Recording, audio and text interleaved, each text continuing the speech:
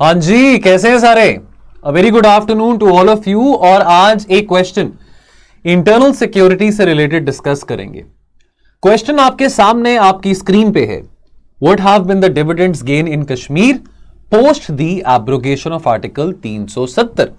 Article 370 जिसने एक special status दिया जम्मू एंड कश्मीर को, 5 अगस्त 2019 को इस आर्टिकल 370 को रद्द कर दिया जाता है, thereby dividing the state of J&K into the territories of Jammu Kashmir and Ladakh. Now अब इस बात को 4 साल हो चुके हैं। वैसे फॉर योर इंफॉर्मेशन कुछ ऐसा क्वेश्चन कश्मीर से रिलेटेड कि क्या क्या स्ट्रैटेजी भारत सरकार के द्वारा अपनाई गई है जिसके कारण कश्मीर में थोड़ी नॉर्मलसी आ पाई है, winning the hearts and the mind of people strategy के बारे में एम्फसाइज किया गया था यूपीएससी की 2023 के जीएस3 के पेपर में। इंटरनल सिक्योरिटी जैसे आप जानते हैं जीएस3 का कंपोनेंट है।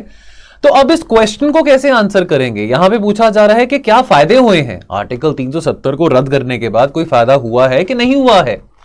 भैया टूरिज्म बढ़ा है, G20 की मीटिंग्स वहां पे हुई हैं, 2023 में G20 की प्रेसिडेंसी भारत के पास थी, कई मीटिंग्स श्रीनगर में हुई हैं, टूरिज्म बढ़ा है, लोग अब वहां पे जा रहे हैं, घूम रहे हैं और निश्चिंत होके बिना किसी खौफ के, बिना किसी डर के वहां पे घूम रहे हैं। ऑफ कोर्स वहां पे ऐसे इंसिडेंट्स हो रहे हैं, दहशतगर्द अपनी जो आतंक वाली भावना है उसको भी बढ़ा रहे हैं, लेकिन हमारे जवान मुंह तोड़ जवाब भी दे रहे हैं उस चीज का। आतंकवाद कह लीजिए, टेररिज्म रिलेटेड इंसिडेंट्स कह लीजिए, वो काफी कम हो रहा है। सो इंट्रोडक्शन में पहले हम देंगे एक brief account of article 370 along with the objectives. Body में मेंशन करेंगे बेनिफिट्स क्या क्या मिले हैं to the whole region of Jammu Kashmir and Ladakh after the abrogation of article 370। और कंक्लूजन में हम कुछ ना कुछ चैलेंजेस तो यहां पे जरूर बताएंगे, what are the challenges ahead and what could be the way forward. देखिए पहले तो आर्टिकल 370 की बात करें। धारा 370 भारत के संविधान का एक स्पेशल स्टेटस देता था state of Jammu and Kashmir को, जिसके चलते जम्मू कश्मीर की अपनी खुद का एक संविधान था, खुद का एक स्टेट फ्लैग था और उनको ऑटोनॉमी दी गई थी। ठीक है कि आपको कुछ ऑटोनॉमी दी गई है, इस बात को हो गए 70 साल। 5 अगस्त 2019 को भारत सरकार ने एक प्रेसिडेंशियल ऑर्डर के जरिए made all the provisions of the Indian constitution applicable to Jammu and Kashmir. यानी कि जो जो प्रोविजंस हमारे संविधान के, भारत के संविधान के हैं, वो हर एक नागरिक को मिलेंगे जो कि जम्मू कश्मीर लद्दाख में रहते हैं। Now some of the dividends gained in Kashmir post the abrogation of article 370। Number 1 सबसे जरूरी, integration with Bharat, integration with India. After the constitutional changes and reorganization of the former state of Jammu and Kashmir, the princely state of Jammu and Kashmir, the UT of Jammu Kashmir and Ladakh have been fully integrated into the mainstream of the nation. Then दूसरी बात है benefits of central laws. देखिए कुछ कानून होते हैं, central laws हैं, right to information act है, राइट टू एजुकेशन एक्ट है, रिजर्वेशन पॉलिसीज है। ये सब चीजें पहले जम्मू कश्मीर लद्दाख के लोगों को नहीं था। अब ये सब आर्टिकल 370 एब्रोगेट करने के बाद तो सर ये जो सेंट्रल लॉज हैं ये उन पे भी लागू होते हैं। Then rights of the vulnerable. देखिए जो वीकर सेक्शन, जो कमजोर वर्ग के जो लोग हैं, हम सफाई कर्मचारी की बात करें, शेड्यूल कास्ट, शेड्यूल ट्राइब लोगों की बात करें, उन पे भी काफी सारे रिजर्वेशन एक्ट लागू होंगे। अब देखिए काफी ऐसे पाथ ब्रेकिंग सेंट्रल लेजिस्लेशंस हैं, जैसे कि schedule tribe and other traditional forest dwellers act 2007, the schedule caste and schedule tribes prevention of atrocities act 1954। अब इस तरह के जो कानून है, इस तरह के जो लेजिस्लेशन है, वो पहले, ऐसा तो नहीं है कि जम्मू कश्मीर में ट्राइबल लोग नहीं रहते हैं या शेड्यूल कास्ट लोग नहीं रहते हैं, बिल्कुल रहते हैं। तो ऐसे कानून पहले जम्मू कश्मीर लद्दाख पे नहीं लागू होते थे, अब लागू होंगे, जिसके चलते एक न्यू एरा ऑफ प्रोग्रेस और डेवलपमेंट जम्मू कश्मीर में आ रहा है। देन सबसे जरूरी है ग्रास रूट डेमोक्रेसी। देखिए with the conduct of elections of the पीआरआईज, the Panchayati Raj institutions, तो पंचेस और सरपंचेस इलेक्ट हुए गए हैं, ब्लॉक डेवलपमेंट काउंसिल्स बने हैं, डिस्ट्रिक्ट डेवलपमेंट काउंसिल्स बने हैं। तो जो 3 टियर जो हमारा सिस्टम है ग्रास रूट लेवल डेमोक्रेसी का, वो अब पूरी तरीके से स्थापित हो चुका है जम्मू कश्मीर में। हो सकता है आप में से बहुत सारे बच्चे जम्मू कश्मीर के हों जो कि ये वीडियो देख रहे हैं और आप कह सकते हैं कि नहीं सर यहां पे ये चीज का सुधार नहीं हुआ है, आप नहीं जानते हैं, आप कौन सा कश्मीर आए हैं। आई एग्री, मैं कश्मीर में नहीं रहता हूं। कह सकते हैं कि सर ये किताबी बातें हैं, लेकिन देखिए हम एक सिविल सर्वेंट की तैयारी कर रहे हैं, हम एक प्रोस्पेक्टिव सिविल सर्वेंट है। तो या तो हम सरकार की नीतियों को बैठ के क्रिटिसाइज करते रहें खूब दिन भर, मेंस के पेपर में यहां पे क्रिटिसाइज करके आ जाएं, या हम ऑप्टिमिज्म पे फोकस करें, या हम अच्छी चीजों पे फोकस करें। सरकार की नीतियां जो आती हैं, सरकार की योजनाएं जो आती हैं, चाहे वो भारतीय जनता पार्टी की हो, चाहे वो कांग्रेस सरकार की हो, वो कुछ ना कुछ सोच समझ के योजनाओं को बनाते हैं ना। तो अब एक निराशावादी एक एटीट्यूड के साथ तो हम हर एक चीज को नहीं देख सकते, ना हर एक चीज को आंसर कर सकते हैं। कुछ बच्चे कहेंगे कि नहीं सर, कश्मीर के बारे में आपको नहीं पता, आप ग्रास रूट रियलिटी से वाकिफ नहीं है। ठीक है, बिल्कुल सही बात है, लेकिन हमको we always have to see the brighter picture. We always as a civil servant, that is your job, कि आपने ऑप्टिमिस्टिकली आपने चीजों को आगे पेश करना है, फॉरवर्ड करना है, और आपने सरकार की पॉलिसीज को डिफेंड करना है, ताकि लोग, जिन लोगों की आप सेवा करेंगे, यदि वो ही निराश होंगे, यदि वो ही इतने पेसिमिस्टिक होंगे, तो आप काम नहीं कर पाएंगे। तो आपको लोगों के अंदर ऑप्टिमिज्म लेके आना है। ठीक है, तो प्लीज अगर ऐसा क्वेश्चन पूछा जाता है ना, तो एक जर्नलिस्ट बन के आंसर मत करें। देखिए, मुझे कोई प्रॉब्लम नहीं है, आपके व्यूज, आपके विचार कुछ भी हो सकते हैं। मैं ये नहीं कहता कि आप राइट विंग हैं, आप लेफ्ट विंग हैं, आप प्रो किसी पर्टिकुलर पॉलिटिकल पार्टी के हैं, एक्सेट्रा एक्सेट्रा। कोई मर्जी मजहब हो, कोई मर्जी हमारी जाति हो, कोई मर्जी हमारा रंग हो, चाहे पंजाब के हो, चाहे चेन्नई के हो, चाहे हम वेस्ट बंगाल के हो, चाहे तमिलनाडु, केरला, जम्मू कश्मीर, कहीं मर्जी के हो, हम पहले भारतीय हैं। ठीक है, तो इस बात को हम समझें। कुछ ना कुछ अच्छी बातें जरूर हुई हैं, उन बातों को हमने यहां पे वर्णन करना है, प्रेजेंट करना है। इंफ्रास्ट्रक्चर और इन्वेस्टमेंट, देखिए आर्टिकल 370 एब्रोगेट करने के बाद अब काफी वहां पे डेवलपमेंट हो रही है, काफी इन्वेस्टमेंट वहां पे आ रही है, जिसके चलते रोजगार के जो मौके हैं, रोजगार के जो अवसर हैं, यानी कि वहां के जो युवा लोग हैं, उनको रोजगार के और अवसर मिल रहे हैं। टूरिज्म इंडस्ट्री बूस्ट हो रही है। मैं पर्सनली आपको बता सकता हूं, मेरे कितने सारे दोस्त पिछले 2-3 सालों में गुलमर्ग, पहलगाम, अनंतनाग जा चुके हैं, घूम चुके हैं। उन सब की पिक्चर्स मैं देखता रहता हूं, स्टोरीज देखता रहता हूं। ब्यूटीफुल, सच में, मतलब मैं स्विट्जरलैंड तो नहीं गया हूं, लेकिन बिलीव मी, स्विट्जरलैंड से ज्यादा खूबसूरत कश्मीर है।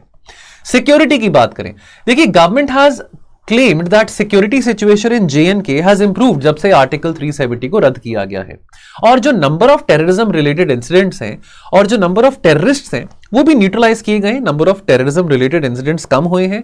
अब जो आंकड़े हमारे सामने हैं वो आपके सामने मैंने लिखे हुए हैं। तो डेटा सजेस्ट करता है कि टेरर इंसिडेंट्स यदि 2018 में कुल मिला के 417-418 थे, ना that has come down to 229 in 2021। बिल्कुल जीरो नहीं हुआ है, लेकिन कम हुए हैं।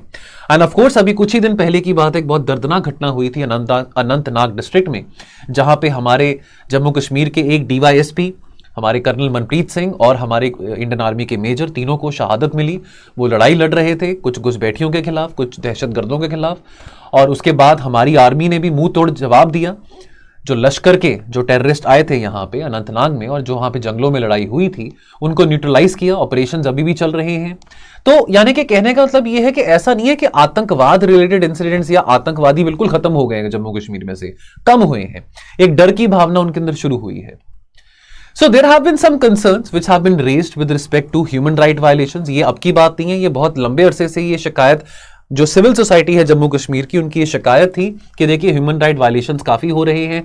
जब आर्टिकल 370 एब्रोगेट किया गया था, तो चाहे वो नेशनल कांग्रेस के, चाहे वो नेशनल कॉन्फ्रेंस के लीडर्स थे, या चाहे वो पीडीपी के लीडर्स थे, सभी को डिटेन कर दिया गया था, इंटरनेट शटडाउन किया गया था। अग्रीड, ये सब बातें बहुत ज्यादा एक्सट्रीम हो गई थी, और लोगों का ये भी कहना है कि एक्स्ट्रा जुडिशियल किलिंग्स हुई थी, इंटरनेट सस्पेंशन हुआ था। तो ये किस बात की डेमोक्रेसी।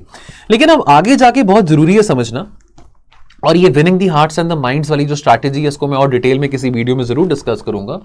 बहुत जरूरी है समझना कि देखिए, अब अगर आर्टिकल 370 एब्रोगेट हो चुका है, अब भारत सरकार की कोशिश ये होनी चाहिए कि जल्द से जल्द स्टेटहुड रिस्टोर की जाए जम्मू कश्मीर लद्दाख में, और दूसरी बात, लोगों का भरोसा जीतने की कोशिश की जाए।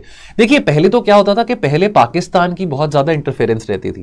पहले हम कहते थे कि देखिए, ये जो लोग भटक रहे हैं, जो लोग गलत रास्ते पे चल रहे हैं, जो बच्चे अपने हाथ में बंदूक उठा रहे हैं, ये पाकिस्तान के जो लश्कर के और जैश ए मोहम्मद के लोग हैं, ये लोगों को अपने वश में कर रहे हैं, उनका ब्रेन वॉश कर रहे हैं। देखिए, अब हमारे पास वो रीजन नहीं है।